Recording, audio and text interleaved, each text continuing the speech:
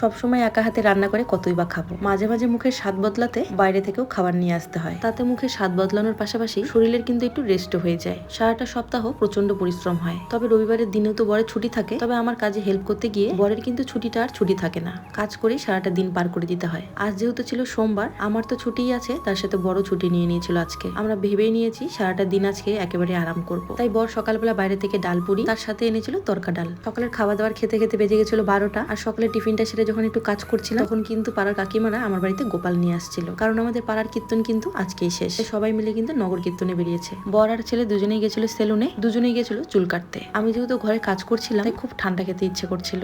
দোকানে এসেছিলাম একটু আইসক্রিম নিতে। ছেলে নাকি আইসক্রিম খাবে না, খাবে ও কোল্ড ড্রিঙ্কস। তাই ছেলে একটা কোল্ড ড্রিঙ্কস নিয়ে নিয়েছে। বর আর আমার জন্য নিয়ে এসেছিলাম কর্নাটো।